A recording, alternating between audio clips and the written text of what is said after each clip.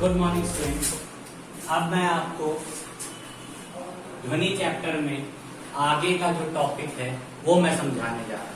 मैंने अपने last video में आपको ध्वनि क्या होती है, ध्वनि आयाम, आवृत्ति, आवर्त काल, तरंग दैर्घ्य सबके बारे में समझा दिया। अब मैं आपको ध्वनि के गुण बताने जा रहा हूँ। तो याद रखिए, ध्वनि के गुण को समझने के लिए आपको केवल दो चीजों को समझना जरूरी है। नंबर 1 तारत्व और नंबर 2 प्रबलता।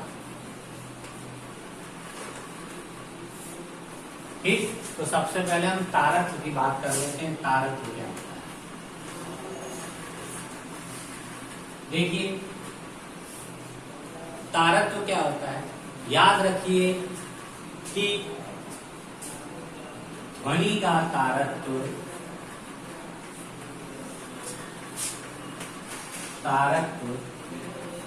सदैव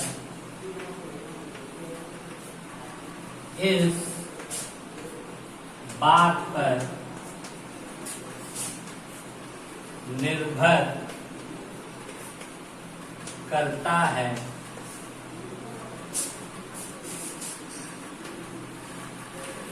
कि वस्तु कितनी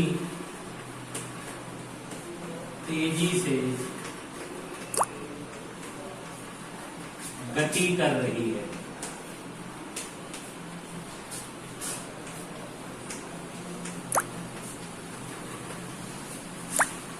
ठीक है, और याद रखिए आप लोग कि वस्तु की कंपन की गति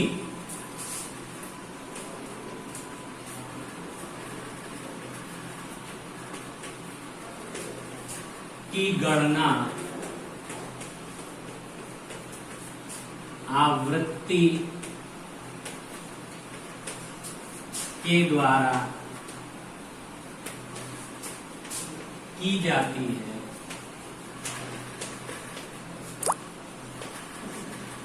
अतः हम कह सकते हैं कि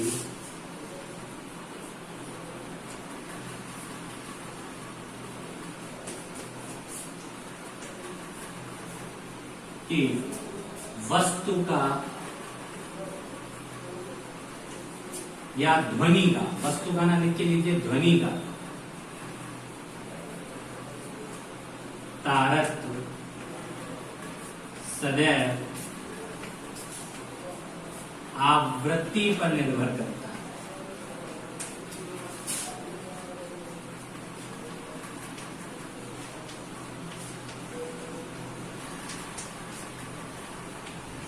अब देखिए, इस परिभाषा को अगर आपको ध्यान से समझना हो कि हमने पहले चीज बताई है, ध्वनि का तारत्व सदैव इस बात पर निर्भर करता है कि वस्तु कितनी तेजी से गति करती है।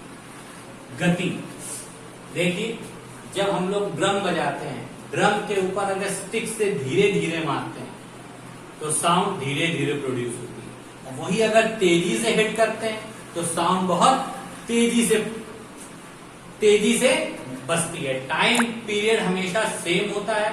उसी जैसे 5 मिनट के अंदर अगर आप ड्रम को बहुत तेजी से मारेंगे तो उसके साउंड के वाइब्रेशन बहुत ज्यादा होगी, और उसी 5 मिनट में अगर आप ड्रम को धीरे धीरे हिट करेंगे तो उसकी वाइब्रेशन कम होगी, यानी उसका तारत्व कम होगा। अब आप देखिए इसको कैसे हम ग्राफ के द्वारा आपको दिखाते हैं।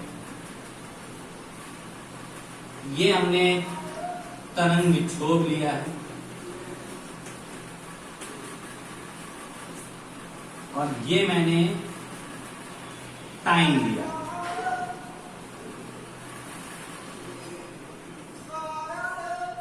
जरूरत पड़ेगी तो मैं ग्राफ की लाइन आगे बढ़ा दूंगा। आप देखिए, जब ध्वनि का तारत्व निम्न है, यानी निम्न तारत्व, यानी तारत्व कम है, तो देखिए निश्चित समय में ध्वनि देखिए कम ध्वनि की गणना हो रही। अब यही जब उच्च तारत्व होता है, समय अगर आपको यही दिया जाए, इसको अगर हम तरंग विक्षोभ लिखें, समय लिखें, तो इसी डेफिनेट में देखिए कितने सारे लैप्स हो गए। इसमें लैप्स की संख्या कम थी यानी उच्चिष्ट निम्निष्ट की, इसमें उच्चिष्ट निम्निष्ट की संख्या ज्यादा हो गई। तो ये कैसा हो गया? उच्च तारक।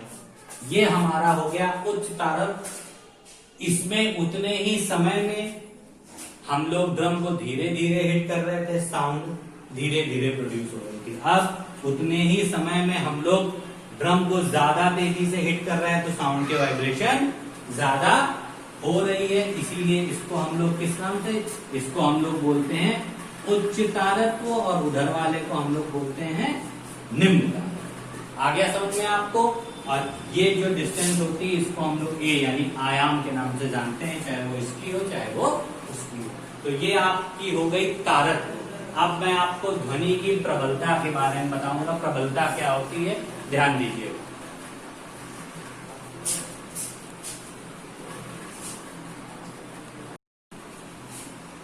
अब देखिए प्रबलता।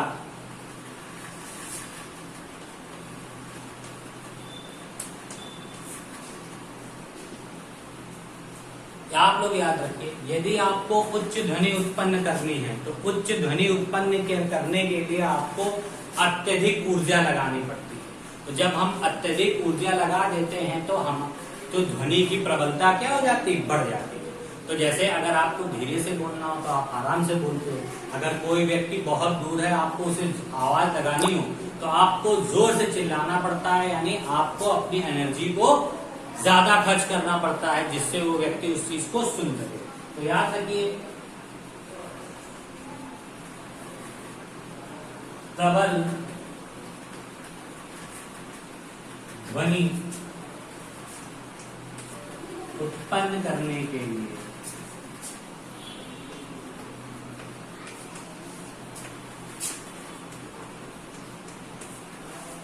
अधिक ऊर्जा का प्रयोग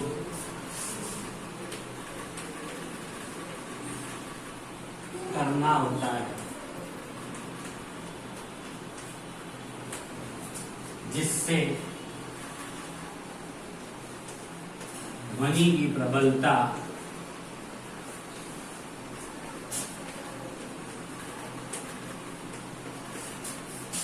बढ़ जाती है।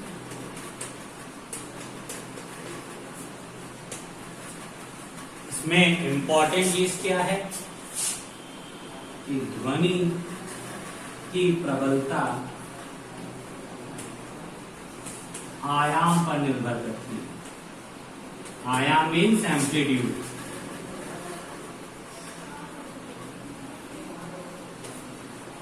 देखिए कैसे, आपको मैं, ये हो गया तरंग विक्षोभ,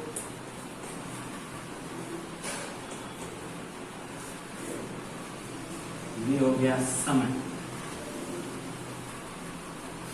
देखिए जब निम्न प्रबलता होगी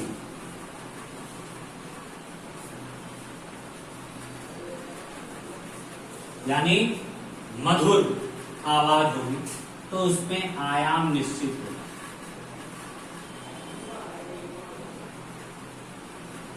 ये देखिए,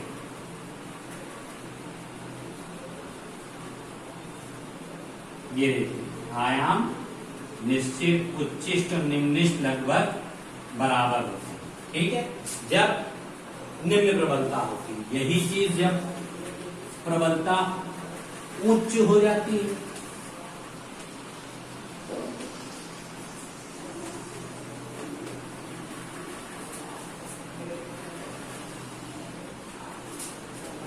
समय, तो देखिए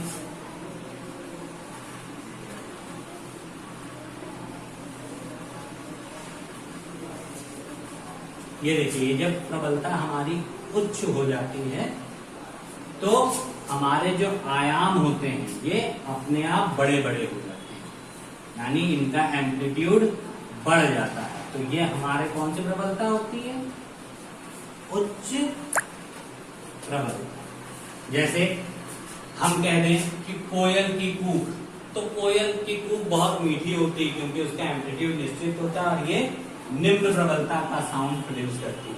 यही शेर की दहाड़ बहुत तेज होती है क्योंकि उसका एम्पलीट्यूड बहुत ज्यादा होता है, तो ये उच्च प्रबलता को प्रदर्शित करती है। तो आज आपने स्टूडेंट ध्वनि के गुण में तारत और प्रबलता को समझ लिया, उसको ग्राफ के द्वारा कैसे समझाते हैं ये भी मैंने आपको समझा दिया है।